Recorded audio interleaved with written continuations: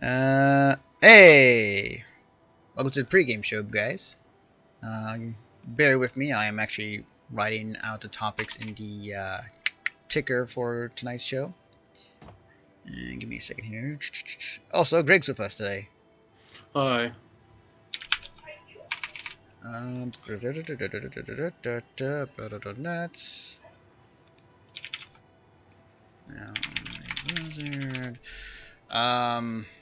So, while I got this time, I saw Power Rangers. Me too. Yeah, I have thoughts about that movie. I will say part of it for the podcast, the other podcast we do. Right. But it's Well,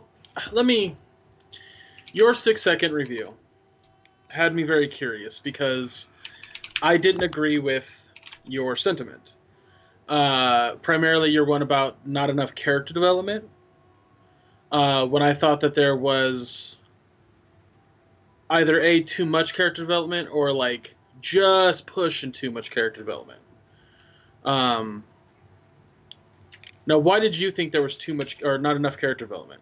so going back and thinking about it, there was, and it was just more of a gut reaction after watching the movie. It's just like, oh, there wasn't enough. But there was a decent amount. I think some of the decisions they made with some of the characters were questionable.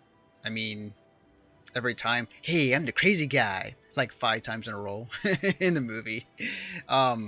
But like, aside from that, there was a decent amount of character development. I think that I would wish to see much more deeper with like the Yellow Ranger and the Black Ranger outside of just like, Okay. yeah. So not enough character development on certain characters. Yeah. I guess I can give you that. I think Black Ranger, there's not a whole lot to work there with. I think that Zach, with what he was doing in his life, it wasn't important to know anymore. We just knew that kind of like he liked to do stuff that distracted him from what was going on at home. And then Trini, we had a pretty strong moment. But that moment, by the way, like was probably the moment in the film I liked the least. Because the campfire scene was just so overly melodramatic. And there were some shots in that movie where like the camera would like shake, and I get that that's kind of a thing with some films, but it was just I really wanted whoever was filming that shot just please put the camera still so I can see who's talking or what's going on. What scenes are you talking about? So in the campfire, there are a few times where like the camera would be going from one person to the next, and sometimes it would be still, and sometimes it would be shaky. It wasn't consistent. I was like, it kind of got to me. It's like, please keep it still. Keep it still. I guess I'm like kind of having that moment because I don't remember there are too many moments in the film that did that for me.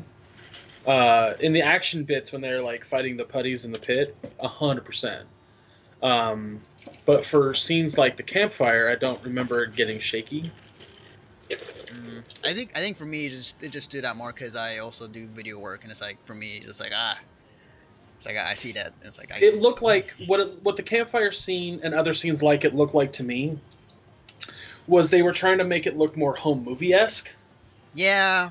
And it wasn't shaky. It just kind of looked like a little like it wasn't steady.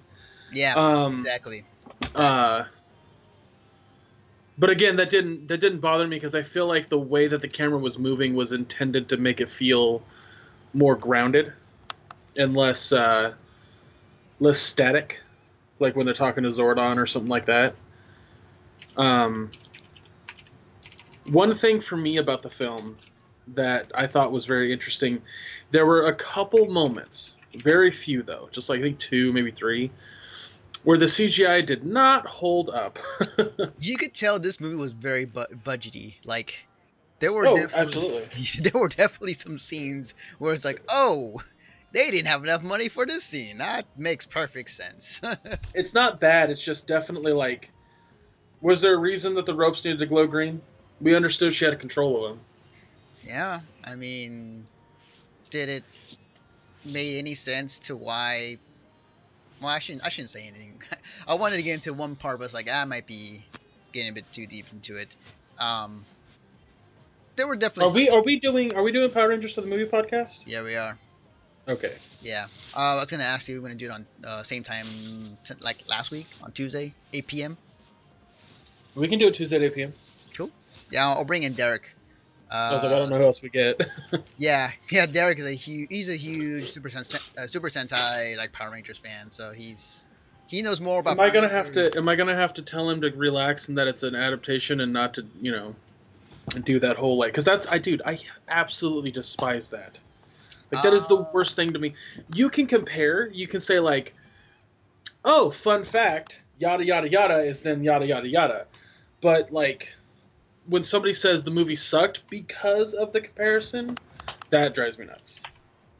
I was gonna say me and Derek had a conversation after the movie ended, just to kind of talk about it, and he kind of falls in line with me in regards to some of the stuff I saw, what could have been done better. He's a huge fan, but he can see the movie for its flaws. So. No, what I mean is. Oh, you're trying. More, like.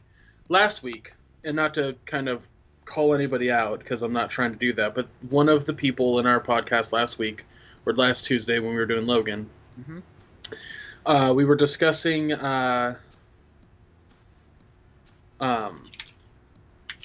problems with the story, situations that we saw we didn't really like. And when you had pointed them out, you were like, yeah, I just felt like they dwelled too long on this, or they maybe took too much time with this, or something in that regard. And one of the other people was just like, I feel like that they changed how the comic book said it, or like something in that regard, or like it's this way, like adding in comic knowledge to the extent of like saying, well, it's wrong because they didn't do this and that's why it's bad, is a wrong opinion to have in my mind. So like, I don't want you, or did you say his name was Derek? Oh yeah, Derek. Yeah. Yeah, I don't want you or Derek to say like, well, what I didn't like about it was that the Power Rangers were named after the characters from the original series, but they weren't the same skin color, so I didn't like it. I don't want that. You know what I'm saying? Yeah. Not that you would do that. That's just an example of what I'm talking about. I mean, like, the Power Rangers, like, if we're talking about story-wise, like, if we're going to go off of what the TV show gave you, it was very vague. Like, you didn't really know the backstory of some of the characters in the show as much as this movie kind of delved into creating that like, that backstory for some of these other characters that are Power Rangers, and you didn't get that in the show. So like, they had a lot of open room to work with. So I mean, I'll get into it for sure in the podcast. But just I feel like the point I'm trying to make is not coming across as right. Let's see. Let's. I'm trying to figure out a good way to. I get what you're saying. Like, don't try to mix in like, what you. Don't say the movie's bad because it's not like the original. Is what I'm getting at. Yeah.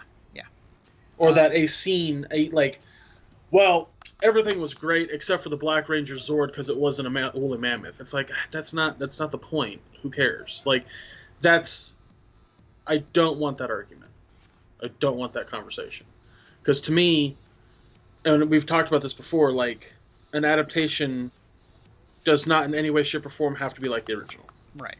And to kind of in a conversation last week, like, said person we're talking about, like I go to him when it comes to everything comic knowledge and movie knowledge, entertainment knowledge. Since that's his shtick, that's his thing on his podcast, and he knows much more of that than I would ever know in my life. So when it comes to that, that's awesome. Like I love like I said, like I asked, I don't remember who it was, but I was like, what is X-23's origin in the comic? Because I don't know it. Mm-hmm. Like, would that story have worked better in Logan, or did they go with a good origin story for her in the movie? That's a conversation to have, and that's not a problem. But to sit there and straight up say, like, they didn't use her origin in the movie, so it sucked, is, like, the opinion I don't want to hear. That's the type of opinion I used to have whenever I'd go see, like, any kind of superhero movie. If it wasn't, like, panel for panel, I hated it. And that's not good. I mean, I was going to say, like, maybe I tuned it out, or because I didn't quite hear that from him. Maybe I go back and listen to the podcast. But if he did, if that was true, then yeah, you're right. But, no, he there was subtle conversation during the Logan podcast about how, like, there was argument about, like, when we talked about his death. Yeah. Spoiler alert. We discussed how, like, they were like, oh, the adamantium was biodegrading that long, and then they started bringing in information from the comics. And I wanted to point out that, fuck that, because none of that matters in the movie. Like, you can't bring your comic knowledge into the film to make a point, an opinion about the film. That doesn't work. Like, it works if you say, hey, in the comics, this isn't a thing. So it wouldn't have worked in the movie if they used the comic rules, but that's not the case. That sentence is fine. mm-hmm. But when I don't want Derek. I want Derek to understand that the adaptation does not have to be like the original. I don't want the same conversation I had to have last week. Well, I'm pretty sure like Derek knows, like he knows. Another person that would know more about Super Sentai and Power Rangers more than I would know. But we had a conversation after the movie was over, and he's basically aligns my thoughts with his, and it's like, yeah. I like the old adage of judge the content for the content, not for what it's based off of, Even though it's based off of it. Oh, it doesn't matter. If you judge the content based on what it's based on, that's not good judgment. That's like, Anthony, somebody drawing a picture of Steven as an adult and you going, well, that didn't happen in the show, so fuck that art. You see what I'm saying? Yeah, okay, I see what you're saying. I mean, like, because I'm thinking, like, if it... I mean, like, there's certain situations where, like, if... if you're making something that's... that is not exactly the thing that from... say I created an RP, say I created Samurai Jack. Say I created Samurai Jack, like, back in the day, and I make a new Samurai Jack now. Like, there is going to be comparisons, there's going to be precedent, and people will still judge it on its own merit, for sure. But the comparisons are always going to be there, regardless. Discussing comparisons is fine. Judging on comparisons is wrong. That's what I'm getting at. Okay. Us going like, oh, like, well, the original Power Rangers, like this and this and this, and Zordon was, it's never revealed if Zordon was a Power Ranger. That Rita, we definitely know wasn't a Power Ranger in the original show, so that's different. That's fine. But if you go, oh God, and Zordon wasn't a Power Ranger, and neither was Rita, and that's fucking stupid. Like, that's different. You see where the differences come in there? Oh yeah. I mean, again, every movie or everything, whatever topic it is different, and in the situation for Power Rangers, like Power Rangers, it's like they're freely you could be really creative in the areas that Power Rangers have, because they didn't really delve deep into it like in the show that you could in the movie. So, like, yeah, yeah. I think for the sake of this film, it's also an origin story, which is, again, the reboot / remake / adaptation, whatever you want to call it. But I think also the filmmakers know that they have to, with this, and I'll say this in the other podcast as well, they definitely had to know that their audience was going to be a little niche, much like Ghost in the Shell will be, much like Logan will be. Yeah. But they also wanted to make it for the crowd that doesn't know Power Rangers, and probably wouldn't watch something as campy as what was on and still is on today. They would probably want to watch something with, like, more substance and a little less camp. And this movie was like, how do we make that balance? Yeah. And I think they did an excellent job with that balance. Because there is camp. There's plenty of camp in that movie. Yeah, there is. But it's outweighed by its storytelling. and its character building. So, but we'll get into that on Tuesday. Yep. So if you guys are liking the movie podcast talk, we have a new podcast we do on our Facebook. So click on the link below to our Facebook, and you'll be notified when we go live. Anyways, all right, I'm gonna pause this music. Gonna get the show started and.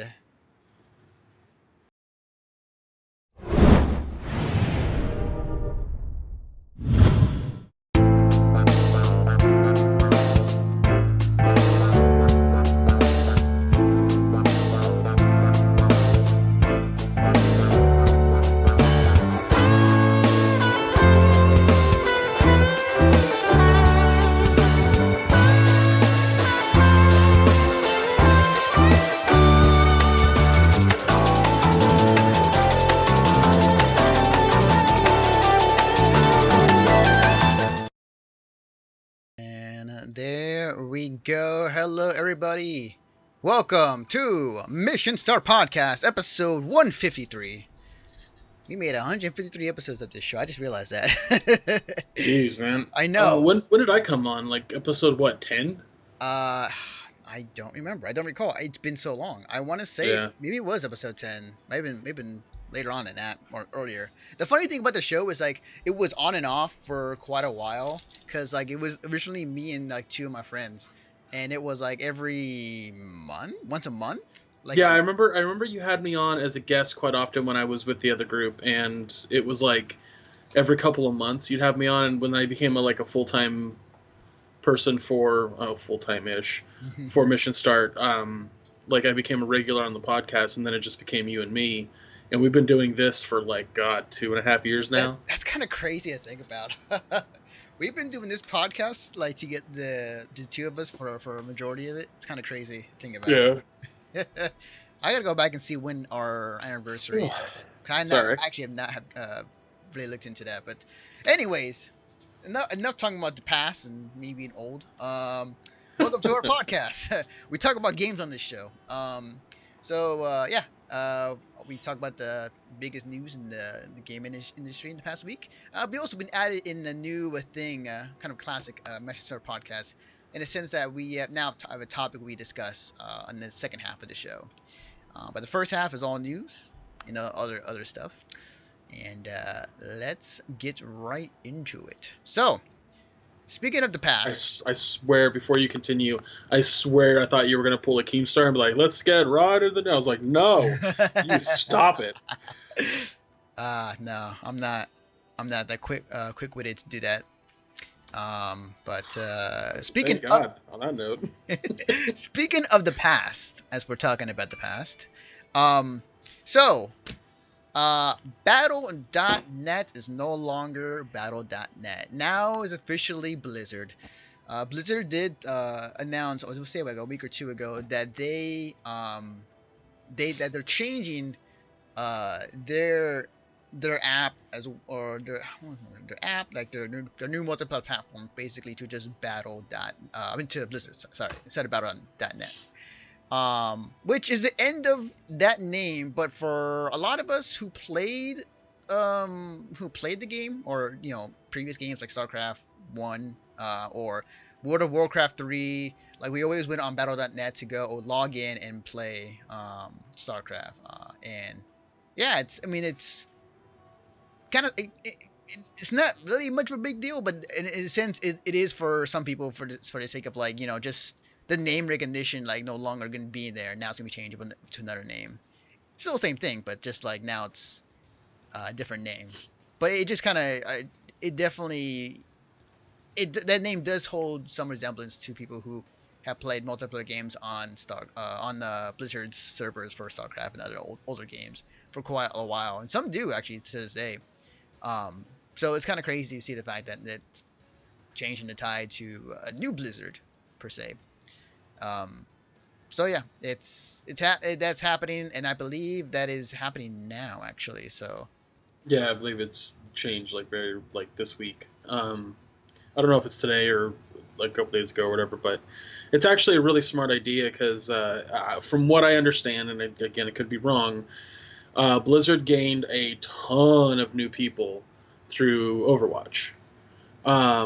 Yeah. Because that game, like every other Blizzard game, like World of Warcraft can definitely be inclusive, but Overwatch is very inclusive. It's easy accessible. It's when I say accessible, I mean like it's easy to play, easy to understand, difficult to master. But the other Blizzard games aren't. Mm-hmm. So it made sense to a point that people using it would go Blizzard, how do I communicate to people? Do I go to a Blizzard website? So like it just cuts out the rigmarole, so it makes perfect sense. Yeah. And that brand apparently has been around for nearly 20 years, the Battle.net brand. So that's it's crazy. It's crazy. It's definitely crazy, but it'll definitely work out, I think, for them in the end. I think it will. I think it's a smart move. Yeah. It does, like just kind of thinking about it way back then, as far as like how it was back in the old dial-up days, where I tried to play StarCraft on dial-up on AOL.com and playing on my dad's laptop. Yeah. I remember one of my first Blizzard experiences was Diablo 2 at a buddy's house. Yeah. Oh god, so much fun with that. Yeah. Did you go online with Diablo 2, or did you? No, we beat the campaign, and then when I say he beat the campaign, and I watched him do it. But he had like read in like GamePro or something to that effect that you could create a portal to go to a cow level. Oh yeah, the infinite cow level. Yeah.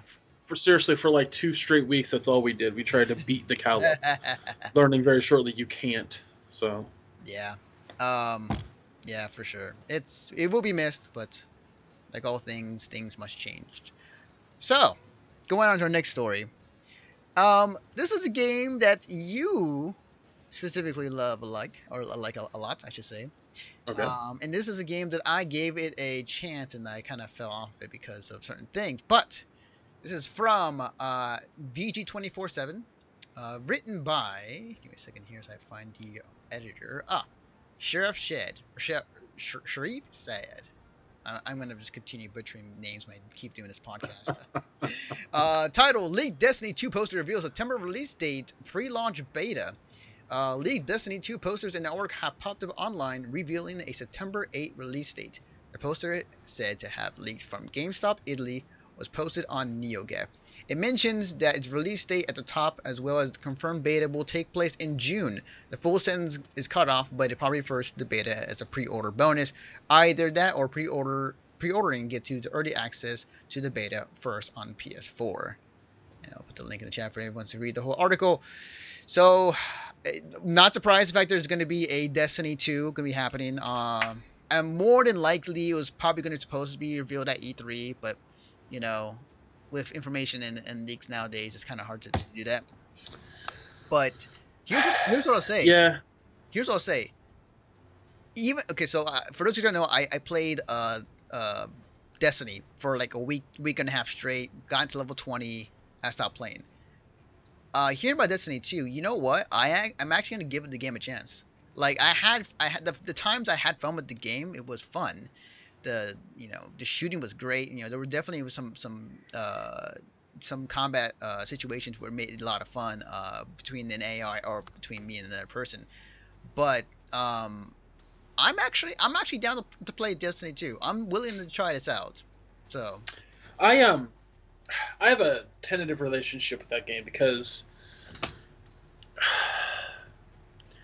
as we all know, Activision fucked up the game. Like, we all know that Activision came in, ripped it apart, and said, this is how you're releasing the game. And a lot of people left because of it. The head writer, Marty O'Donnell, a lot of people left because they thought this was a bad way to sell the game. Mm-hmm. And I completely agree. I think the way the game is right now is more or less, if you ask me, is how it should have been released day one. Yeah. The biggest problem with the game that I have right now is the game's been out it'll be out for it hit 2 years. Mm-hmm. It hit 2 years last year. Mm-hmm. And I played it for a month after it came out. Because a 6-hour campaign is not enough. But it's not just that there was a 6-hour campaign that sucked. There was, I realized my arms are on my table here. That's why I moved them down because my camera's just like, goo, goo, goo, goo, goo. I'm in like a Star Trek earthquake. Uh, it's not that a 6-hour campaign isn't enough, because a 6-hour campaign is totally enough. If the problem is that the game never told you anything. Any of the characters that you met wouldn't tell you any storylines. You didn't learn anything. You had to dive deeper into the with the card system that they have. I don't remember, but it was on a different site. Right, you had to actually read the deeper lore on a website, not in the game. I totally forgot about that. Yeah, the lore of Destiny is fantastic. It just wasn't in the game. Yeah. And then the post game stuff was so boring. 3 strikes that take a half an hour apiece. That's not enough. Like, what makes a multiplayer game last a long time? It's a replay value, like whatever it may be. It's replayability. Okay, so like let's take a Call of Duty, a Battlefield, Overwatch, Battlefront, for crying out loud. Right. They each have over 10 maps, right off the bat. Each game can take up to 10 minutes, 20 minutes. And then you go to the next map and you do it all over again. Now, if you play for about an hour, if you play for 2 hours, the chances of you playing the same map over are pretty low, just because of the rotation and how often that map will pop up. So it kind of keeps the game fresh. Every day you don't know what map you're getting, but with Destiny, it was 3. That's it. Yeah, there were so many good ideas in Destiny. I feel like just was not executed right. Like, I love the fact there's like some daily event happening, and you may be out in the world doing your own mission, and it happens right in front of you, and you go chase that objective with other people joining in. Like, that was cool.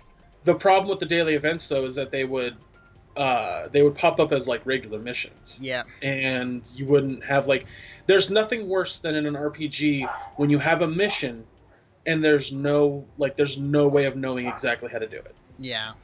No direction. Yeah, there were some great ideas in Destiny, and there were some good things that worked, but there was a lot of things that they did wrong as well. From what I've been reading from people who are working on Destiny, from just insiders in general, Destiny 2 will be what Destiny 1 should have been.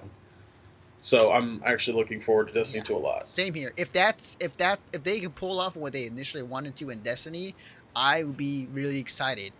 Because I was really excited when Destiny came out, because I was just looking at the trailers and what they're talking about. I was like, man, this is awesome. So many good ideas, and just have it fall flat. Yeah. It's just like, but we'll see. Very disappointing. We'll see.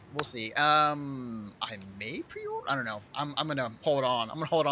Hold off, I should say, to see what they say. But we'll definitely keep an eye on it. All right. So going on to our next story. So Greg, you've been a huge proponent in defending microtransactions. Yes.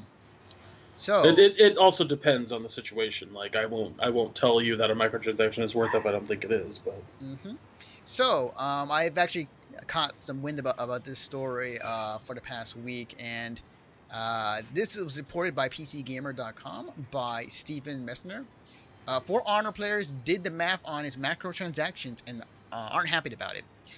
For Honor had an easy ride since launching about a month ago, between persistent connection problems, bugs that were never fixed from beta, and lively arguments over what constitutes fair play. Enjoying Ubisoft's refreshing take on fighting games an uphill battle. Now there's a new reason for fans to be up in arms. For Honor's microtransactions are I'm gonna butcher it. It's really expensive. Coming off the heels, over $700.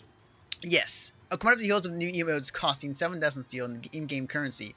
This can be bought in chunks of 5,000 for $4.99.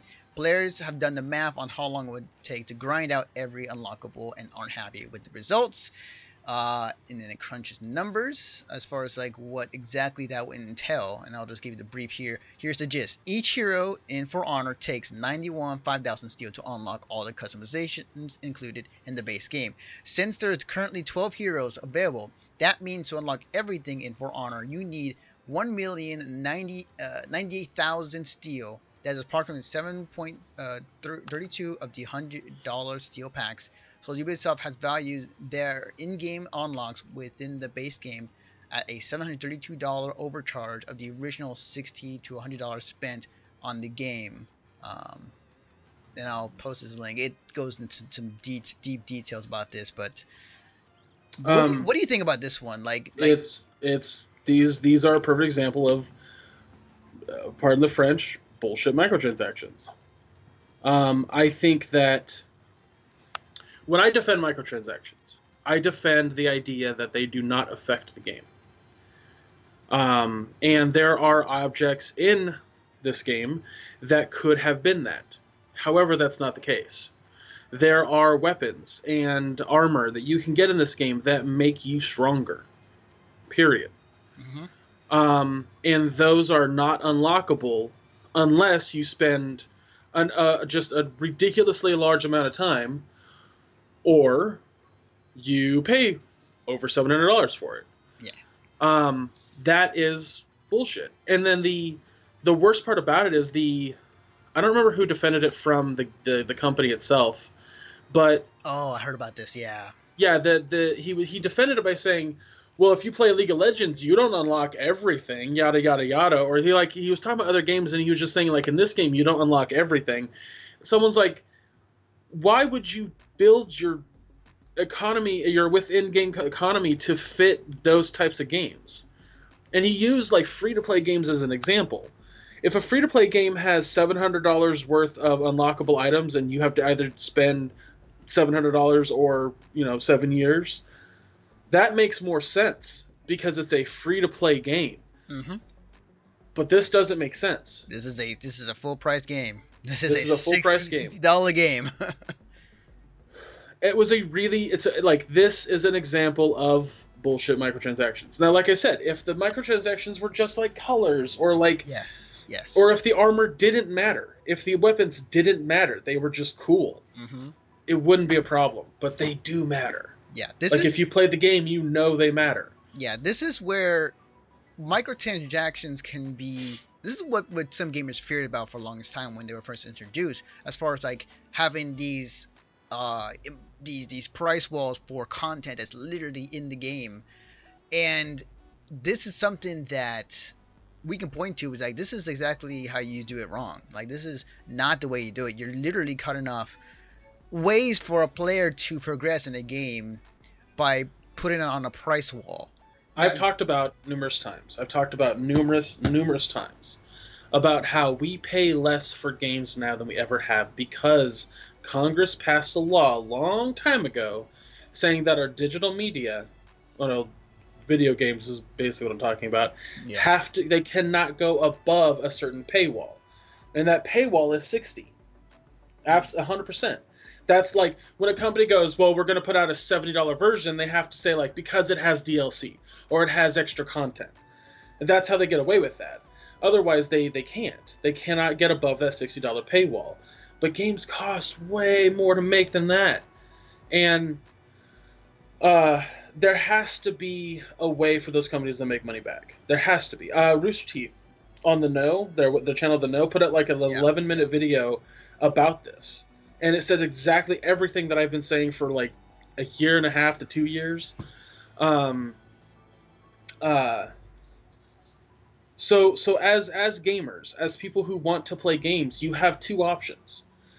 Deal with microtransactions or be willing to pay $100 for a standalone game.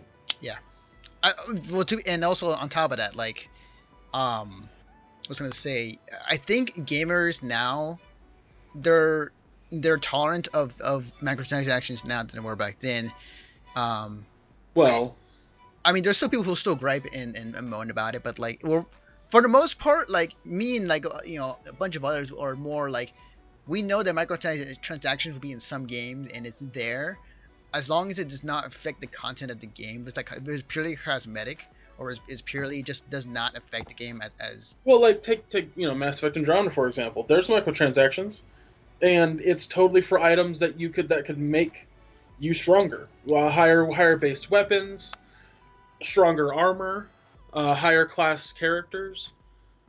But here's the fun factor about Mass Effect Andromeda. There is no versus mode. They have a multiplayer. It's not versus. Is it not? I It's thought it wave was. based. Oh, okay. Well, never mind. Yeah, it's 4 players versus AI. So who cares at that point, right? Yeah. Well, nobody's complaining about it because of that reason. Mm-hmm. At least I haven't heard much complaining, because when it comes to Mass Effect Andromeda, we'll get to that later. Or Overwatch for that, for another example. Like, everything in Overwatch is like nothing affects the core gameplay at all. So like nobody complains about that too much. I've heard a little bit, but not too much. And it's also like a great way to keep a game that, like, developers want the game to last longer on the market. That's a great way to support that. Right. I'm trying to think of another example that's not those two that works in that category. So I'll give an example. So, okay, I believe it was Dead Space 3, I want to say. Might have been... No, it was 3. It was 3. There were some in-game items that you can usually earn by just discovering them in the game. But they gave you an option to, like, microtransactions to buy, said item to boost up your character. Get your character a bit more stronger now than later on. Those things that I think are fine, because like there's still ways to earn those in game, and not preventing you not to do so. Like here, like you can still earn this armor, but it's gonna take you a crap ton of hours, and absurd amount of time to get it. Right, and that's more so like I think the linchpin right there is like the stuff in For Honor affects the game. Yeah, like, that's the big thing, because it's a versus game. Like it's a huge thing in this. Yeah. So. So I don't know. I can't defend For Honor. There's no defending For Honor in this category. If it, like I said, if it was just cosmetic, if it made like armor glowy or what the hell ever, I don't care. It wouldn't be a big issue, but it's a big issue, and it's not going to work. Like I get it, Ubisoft, I get it. It costs a lot of money to make games. I mean, if we can get into that conversation later about Mass Effect, I can also kind of go into that, because it rolls into that. But you have to do it right. You have to do it to an extent that doesn't make the gamer feel like, well, if I don't have money or time, I can't play this game. Exactly. You cannot do that. Exactly. Speaking of Mass Effect, you've been playing the game for the past week, I would say. I just put just under 17 hours into it. So, okay.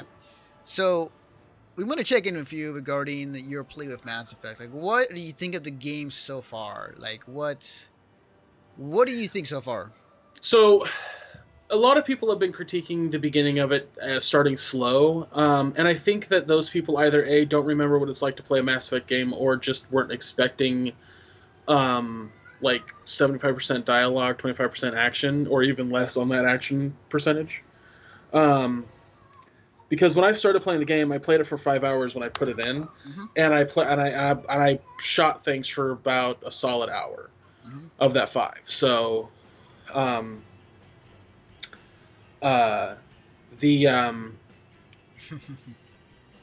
keep going. Yeah, I know.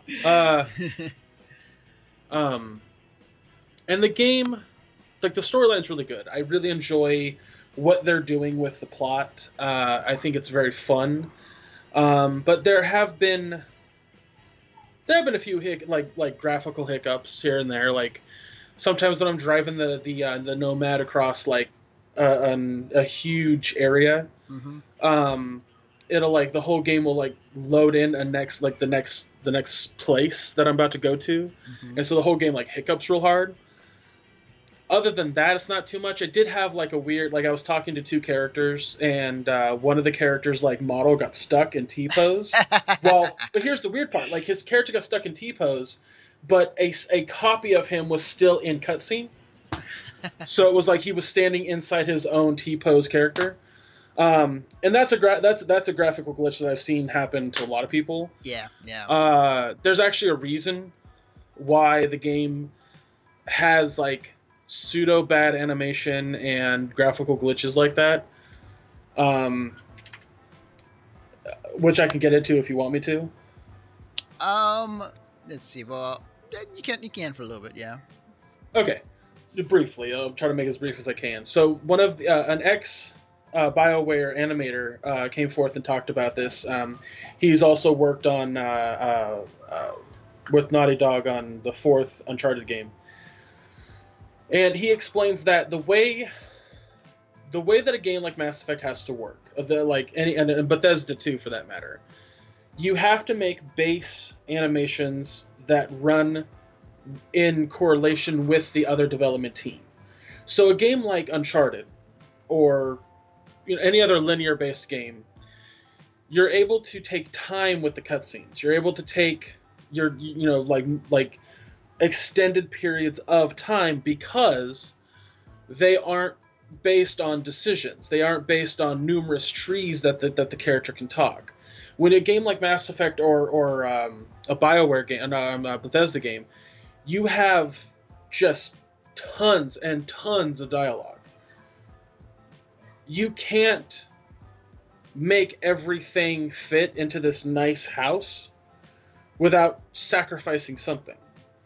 Now, given BioWare another $40 million and another year, it might have looked better. But that's not the case here. EA wanted the game out now, and the game came out now. And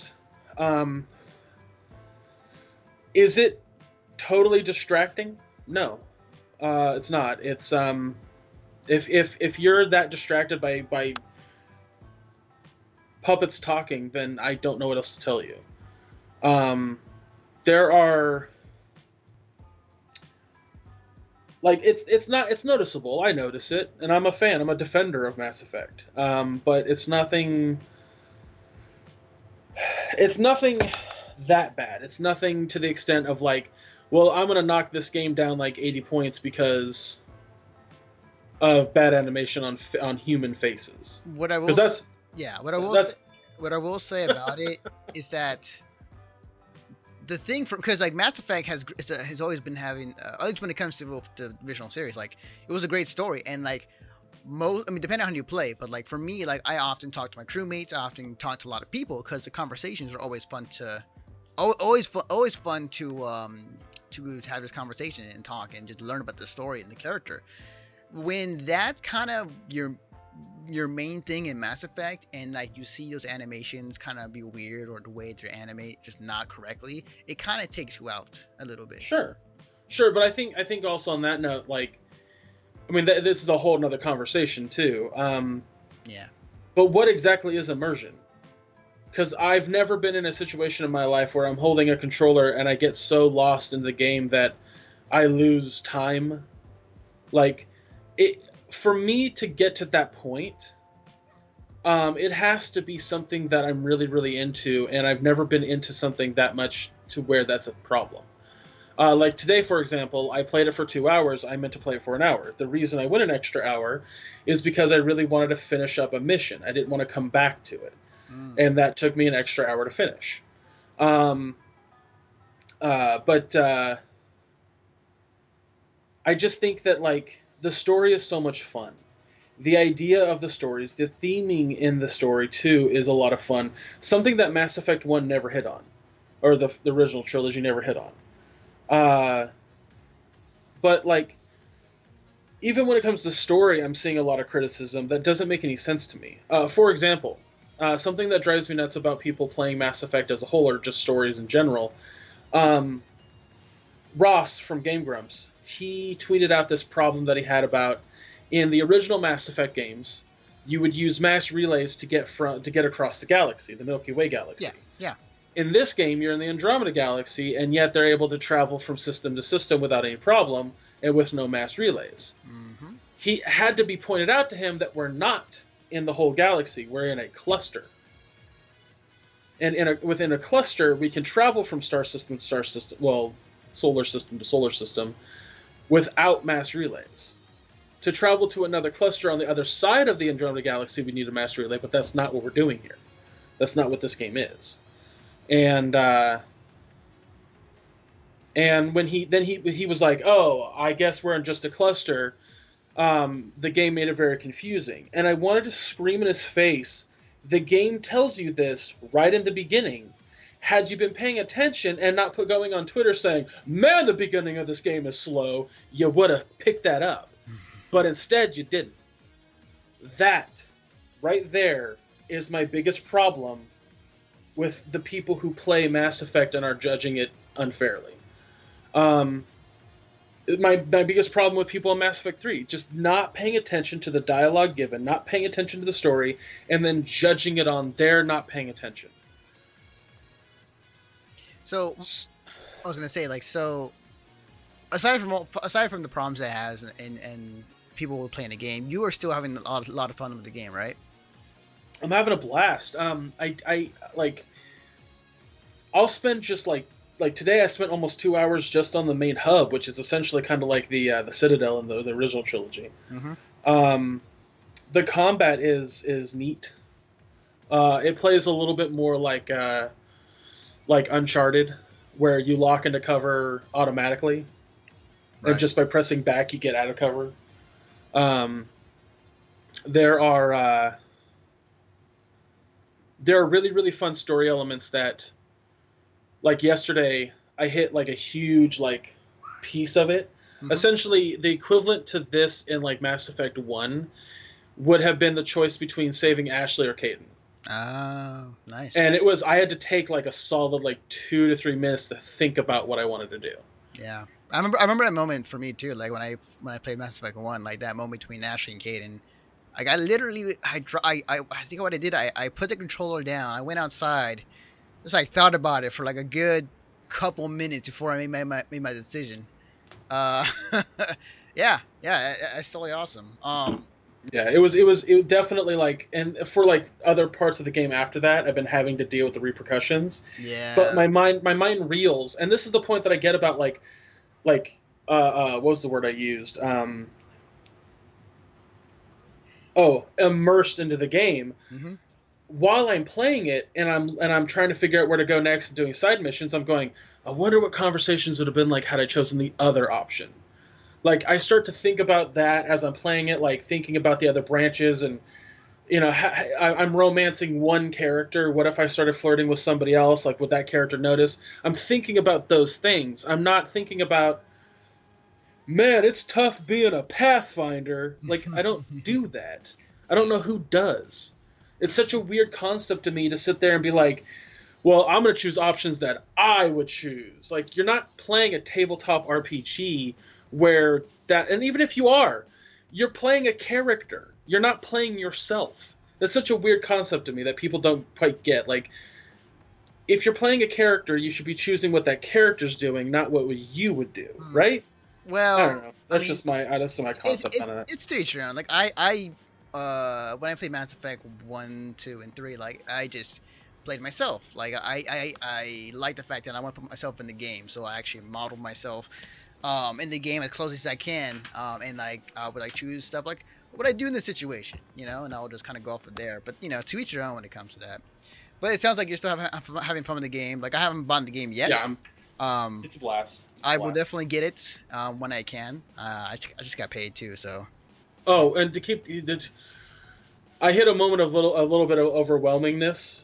I hit a planet side, and I didn't realize I was picking up a shit ton of missions for that planet. Mm-hmm. And all of a sudden, it was like, hey, there are seriously like 10 to 15 missions I couldn't count that are on this map, and the map size, just so you know, mm-hmm. is roughly the size of a small city. Oh, okay. You're like, oh, okay. Oh, cool. God. That's awesome. All right, so now we move on to our topic of tonight. I thought we were going to do the other thing. Well, I mean, we have a half hour, unless you want to go overtime. Our main topic might not go that long. Plus, it'll only take me a few minutes. Oh, okay. Well, then, if that's the case, then I'll let you do your thing then. So, give me a second here as I type it out. Let's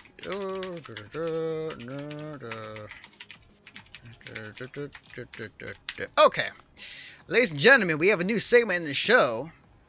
It is called Overwatch News with Greg, because he loves him some Overwatch. And we never talk about Overwatch on the podcast, and I always want to, because there's always something happening within the community or with Overwatch as a whole, and I think it's really cool. So a few things right off the bat. Overwatch this week got a new character. The hero is now live and no longer on the PTR, Orisa. I'm sure that everyone's heard about her because there's been a lot of stuff going on over the past month. But I've got a chance to play her, and she's fantastic. She's a great anchor to a team. I think that she can get murdered pretty quickly if you don't have the right team comp. Something that my friends and I have been doing a lot is the Reinhardt, Orisa, and Mercy combo. And that's a lot of fun. I really, really enjoy that. Other news is that Jeff Kaplan was on the forums today talking about that there's a lot of skins that are coming out this year that he thinks everyone's going to really enjoy, so I'm really looking forward to that. They're supposed to be adding no gravity as an option in the custom games on the custom games browser. So if that's something that interests you about playing Overwatch with low gravity, which it does me, that sounds like a lot of fun. Definitely want to check that out. And there was one other thing, and I don't remember what it was exactly. But, that's what it was. King's Row got a lighting adjustment. The map, which takes place in London. They felt like it was a little too dark, a little too doom and gloom, so they brightened it up quite a bit. A lot of hallways and whatnot are just brighter and... but slight adjustment. Slight adjustment. I think that's really good. I know that Lucio's getting a reworking, and I think McCree is supposed to get a reworking here soon. Lucio's reworking definitely makes him more fun to play and less like of a must pick on every comp team, or competitive team, I should say. So that's going to be interesting to see how that works, since he was kind of my go-to character every time because I play support mainly. But yeah, I'm really looking forward to Tuesday, when we can bring Orisa into competitive and actually see how well she does with certain players and certain team comps, and have a lot of fun with that. So that's been your Overwatch Minute with Greg. I should definitely just make a little video thing for you. So every time we cut to you about this, it's Overwatch News with Greg. Oh, every week it'll be a thing. Yeah, I should work on that. Yeah. Actually, I might be able to do it, actually. Yeah, that sounds good. All right, well, thank you, Greg, for the Overwatch Minute for today. No problem. Now we can move on to our main topic of tonight's discussion.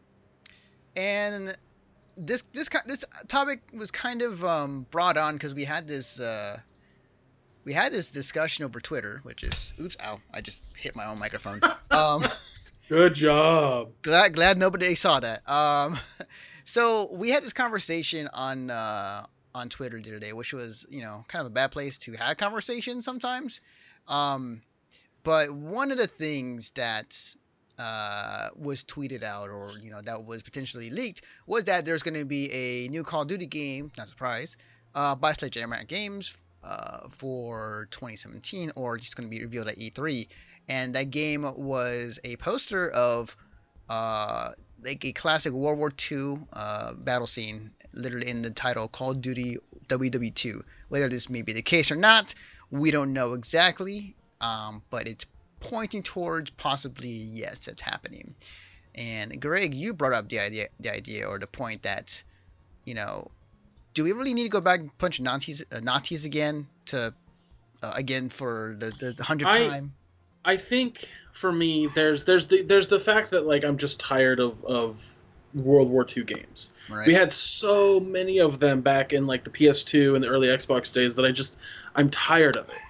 And that's a personal thing. It's my same thing about like zombie games. I'm just tired of zombie games. Mm-hmm. But at the same time, I feel like going back and playing World War II again, or like even World War I for that example, and there was a lot of jokes about that, it kind of takes away the impact that those wars had. Now, granted, it's history, and history can be kind of boring, even if it is a war. There's a lot of like important themes and ideas and stuff that happened during World War I and World War II, and I feel like playing a multiplayer game within that time setting takes away that impact.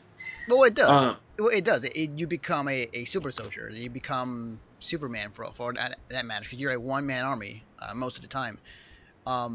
What I'm kind of getting at, and kind of something we talked about on Twitter, is just, when an idea is overused, or when something that that we had a lot back then, like, when is it really a good idea to bring it back? And there's that too.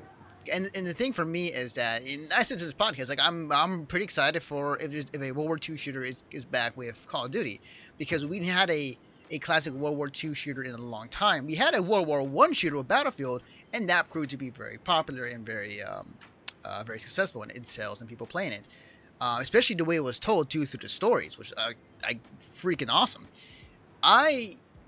There's definitely a point where, if you in its trend in the game industry, if you use one idea that worked with this game, it will possibly end up being used over and over again through other games, so they can cash in on that idea too for their games. And example, World War II shooters, zombies, ton of them. And I want to say another one I could try and think of, like, maybe I want to say, like, there was a time where, like, everything was sandbox. It was like a sandbox game. I think there was, actually. Yeah, not thinking about it. Kind of now. I think oversaturation is a huge aspect to being tired of something. I know a lot of people who are getting real tired of superhero movies, and I totally I am 100% behind that idea of getting tired of something.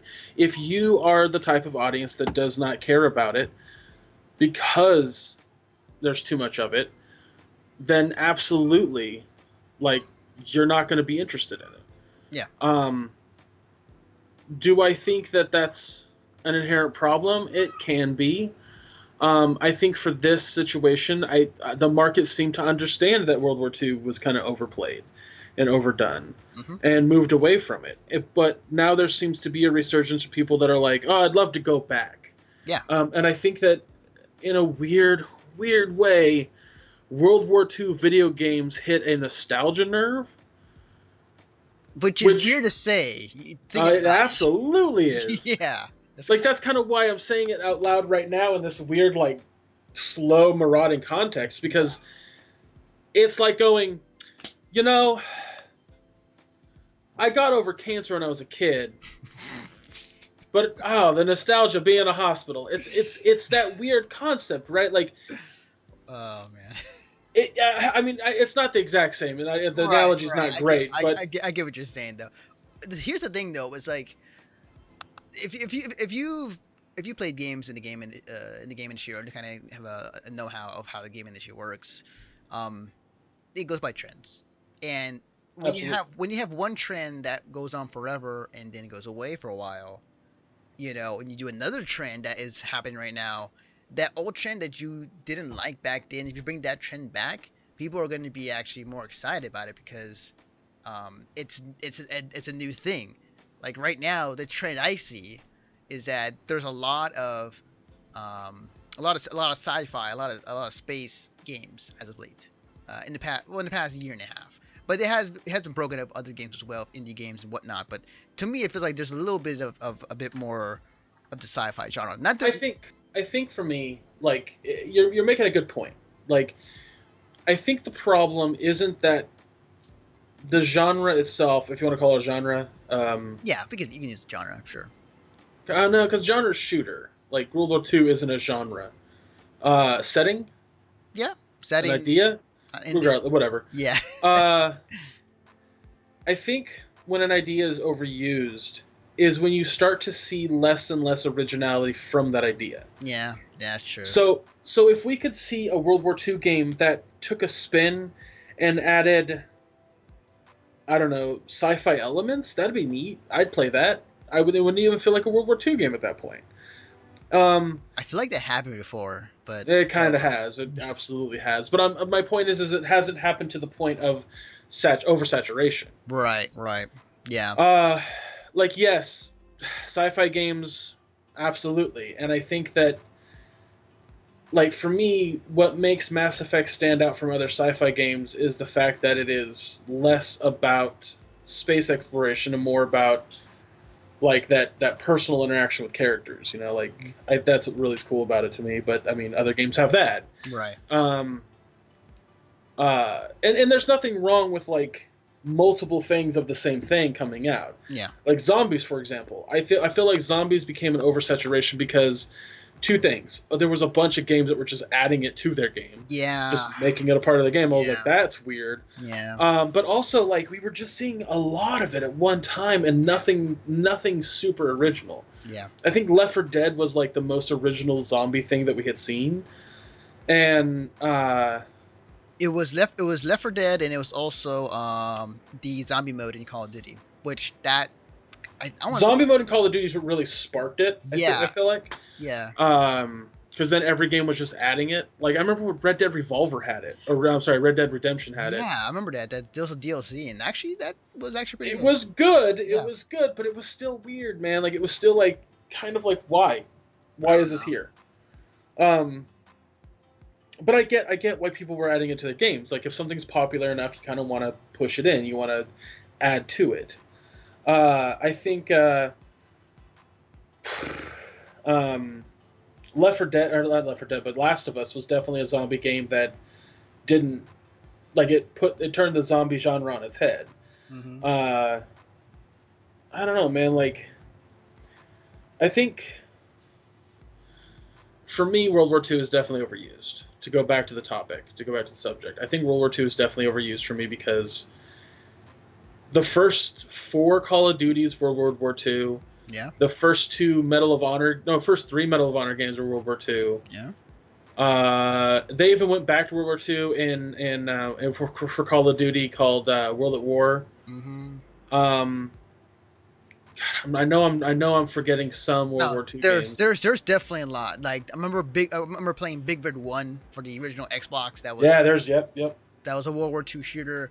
What was that game? That was actually a good game though. It was oh man, Brothers in Arms. Brothers in Arms was actually a great game, but like that was also another World War II shooter. Although it was a third-person World War II shooter, so I'm gonna count that in there.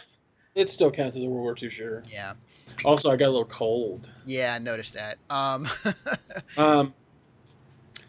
It's let's see, what did Josh say in the chat? Kind of off topic, but a few years back they did a Transformers J. Joe comic set in World War II, and it focused on the result of the humans gaining access to Cybertronian tech and how it changed the direction of the war. And I understand why you are adding that, Josh, to like that whole bringing a spin to the World War II genre, and I think that that's 100% where I'm going with this, with like how to change it or spin it.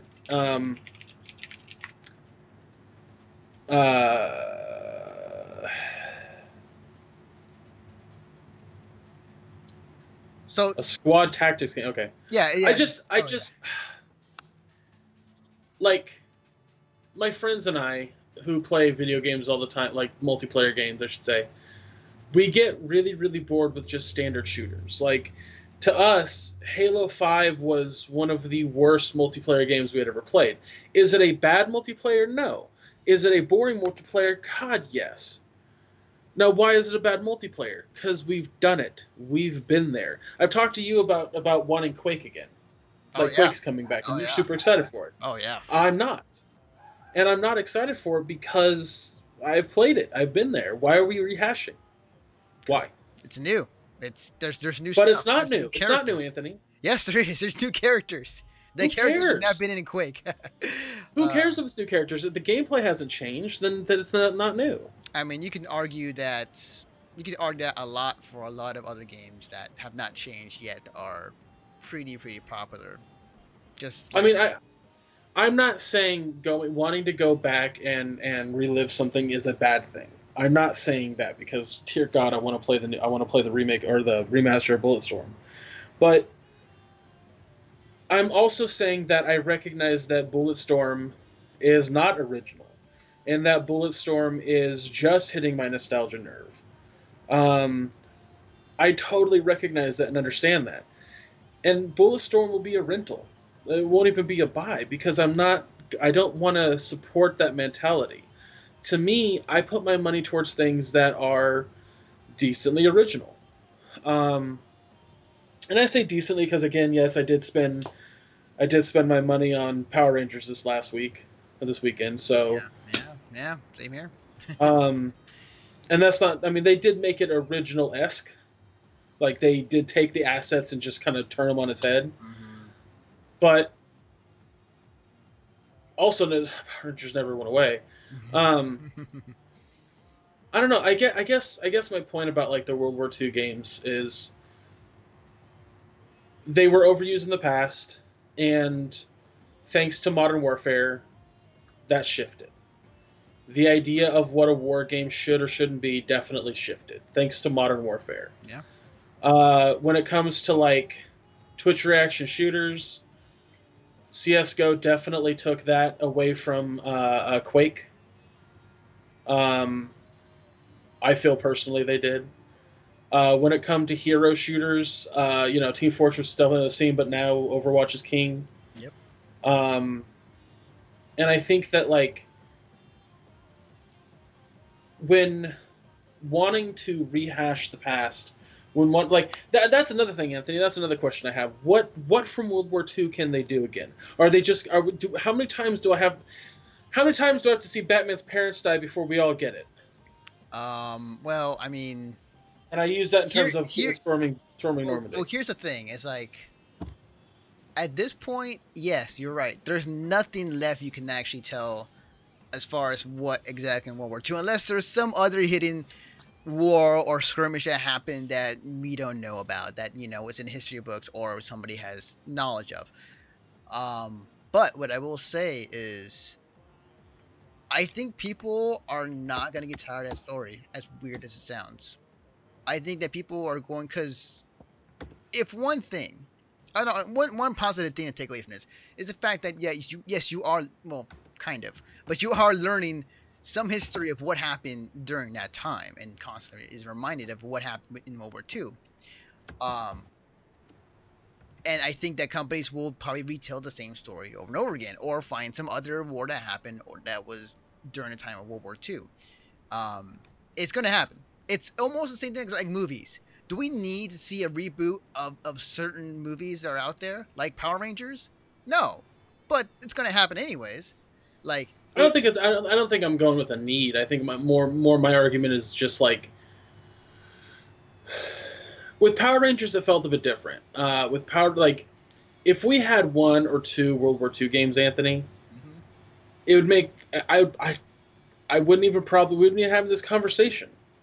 Yeah. But again, like the World War II theming is absolutely overdone, and it still feels overdone to this day. It's been a while. It's been a while since we had a World War II shooter, a good one. Sure. I'm not. Yeah, it has been a while since we've had a World War II shooter, but we had like 8 of them, back to back to back to back to back, for a while. Yeah, we did. I just can't see me wanting to shoot Nazis in the face again unless it's like, and even then I wouldn't want to, like, I'm tired of shooting Nazis in the face, plain and simple. I'm tired of shooting them in Wolfenstein. I'm tired of shooting them in World War II games. I'm tired of shooting them in modern days. I don't want to shoot Nazis anymore. Like, I played Mafia 3, and I don't mind shooting racists in the face, but I don't want to shoot Nazis anymore. As a matter of fact, I love shooting racists in the face in Mafia. And to each your own. When when it comes to like what their preference to games, and like maybe a certain genre or an idea that was out for so long that left a bad taste in your mouth, and for good reason. And I think that companies finally recognize it after a while, and that's why there's no more World War II shooters like as often, or none at all, because I also very strongly feel like, Anthony, that in that regard, we've hit an apex in our culture, and you might agree with this, where we're not having originality thrown down our throats anymore. We're having remakes and sequels and rehashes and adaptations thrown down our throats stronger than ever. It's rare. It's very rare that we get original content. like, yes, Mass Effect Andromeda is original content in story and characters and things like that, but it's Mass Effect. It's a like a well-known franchise. And No, keep going. I want to say something. I'm trying to think. I was trying to think of like where to go with that further, because I can't really think of where to go with that further. Like, this past 3 months of 2017, I've really only like paid attention to things that are already part of franchises. Like Overwatch is still the only original thing that I put any time into. And when I like a fully original thing, you know. But I would argue, to counterpoint, there are original ideas, but they're coming from the indie scene.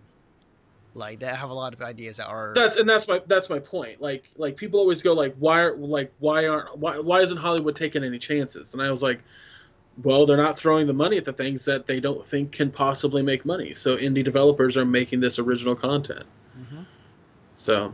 Yeah. There's one thing I want to point out from the chat that I think Butters put a good point.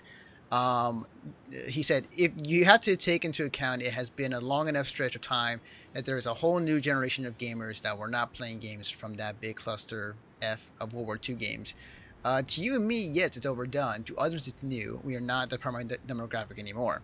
And I'm not, and you are 100% right, Butters. Like, and I've pointed that out in numerous conversations Anthony and I have had in the past as well, that my nephews have never played a World War II game.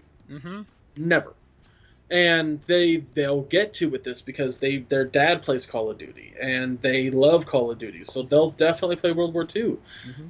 But here's my question: now, having played games that take place in the future, that have like futuristic cool weapons, that have drone strikes and remote control vehicles and just rad stuff like that and running on walls, will my nephews be able to downgrade and go back to 1942?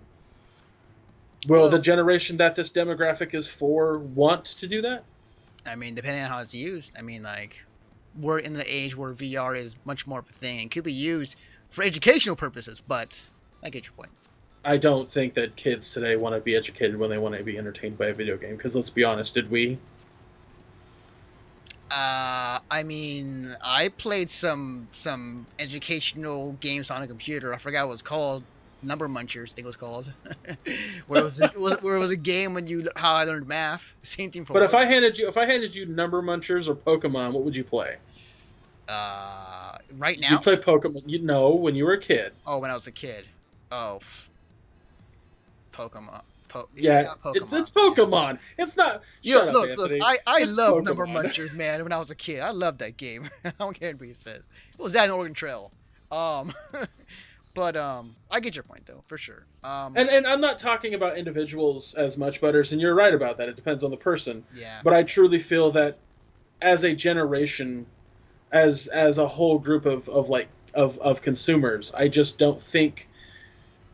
I don't think World War II will be as popular as it was when we were playing on the PS1 and PS2. Now, well, technically just PS2. I don't think there was a World War II game on the PS1. Right. But I will say, just before we close it out, the one idea, or the one kind of, I won't say counter argument, or just kind of like as far as like how an idea is overused but people still love it, is Mario. Mario has been a game. Mario's been a series. It's been a franchise that's been around for a very long time. We have a new Mario every other year, and not even every other year. The last primary Mario game was Mario World, and that came out 3 years ago. Yeah. Super Mario 3 World. Let me look that up real quick. Okay. But yeah, like that's a franchise, and that is a game where it has literally been around since the 1980s, and people still love to play Mario, and that game has. It literally is the same story for the most part. There's definitely some Mario games they take the story in different routes, or they have a different setting for Mario, but the constant's always there. You're Mario. You're there to solve a problem or save somebody. Sure, but let me kind of explain to you why Mario has stayed relevant and not oversaturated over the course of years. All right. The first Mario game, it was a side-scrolling platform, and the second one was a side-scrolling platform. Mm-hmm. The third game, a 3D platformer. Adding the 3D element changed it entirely. Brought a whole new birth, just wealth to the fucking franchise. Mm-hmm. The fourth game, they gave him a goddamn jetpack and water. Mm-hmm. That was drastically different from anything we'd played. Granted, it's still a platformer, but it wasn't a traditional platformer. Mm-hmm. It was a new element. And then the fifth and sixth games were Galaxy 1 and 2. But if you notice, the next game was not that. The next game was New Super Mario Brothers. And New Super Mario Brothers was lampooned for being too much like the original. Trying to really nail in that nostalgia market. And the kids that had played Galaxy, the kids that had already like kind of got used to 3D Mario or the new Mario, didn't care as much for New Super Mario World or New Super Mario Brothers. The market share totally explains that, like just in general. And then they were like, okay, let's take the idea we did on the DS with Super Mario Land, Super Mario 3D Land, and do that in a full-fledged form with Super Mario 3D World. And that sold like goddamn hotcakes. Like that sold really, really well because it kind of hit the nostalgia mark, but still had that 3D aspect, and people really enjoy that. I gotta get my hands off this damn table and stop shaking my camera. And to keep that in mind, each of those games came out so far apart from one another that it didn't stagnate the market. It didn't become like, if you have pizza every day for a month, you're gonna get tired of pizza. Oh yeah. If you have like pizza every day for a month, you're gonna get tired of pizza. Like if you have chocolate every day for a month, you're gonna hate chocolate. Like it's the reason why I don't eat at my job, because I know that I would get bored of it pretty quickly. When I was around 10 to 11 years old, my mom was disabled and because of the carpal tunnel, my dad was living 3 hours away. We didn't have a whole lot of food. There was just not enough money coming to the house, so we had to go to a food closet. The food closet had a lot of hot dogs and top ramen. Guess what I'm not interested in at all as an adult? Yeah, definitely. Too much of a good thing can definitely wear on you, especially if it's a game or a certain. And just to add on, before we close it out, as I said before, you can only go so much off of what history has for you. At some point, you may have to make some original ideas in that time era if you want to dive into it. I think, Anthony, the Vietnam War, the Korean War, the Cold War are definitely wars that you could take from that would be fun and different enough to go back to the past. Got to get back, Samurai Jack. I think that's a proper way to end it. Actually, I'm not gonna say anything else. That was too good. Thank you for watching, guys. This has been Mission Start Podcast. We are live every Sunday night at 8 p.m. Pacific time on this Twitch channel, where we talk about games of all sorts and new topics of the game industry that we get into. Before we go, Greg, where can they find you on the internet? You can find me on Facebook, Twitter, and Instagram at ChubRockGeek, and you can tell me how wrong I am on my opinion. Feel free to. We can have a discussion via Twitter. You can follow me on Snapchat at ChubRockSnap. You can follow me streaming every Saturday on twitch.tv/halfemptyetank, which I think they're currently still live. They were playing Tabletop Simulator. Oh, okay. So the minute this ends, the auto host is going to go to them then probably. Yeah, okay. But yeah, I stream every Saturday on that channel. I thought about doing this, and I guess I'll just say it out loud. If you have an Xbox One and you want to follow me on Xbox One at ChubRockGeek, just search for ChubRockGeek. I do take like screenshots, not screenshots, but clips of my gameplay things that I'm doing. If there's something funny or kind of outstanding that I think I want to share, I do that way. I wish there was a way that could just go straight to my Twitter. That'd be awesome, but I don't think that's a possibility yet.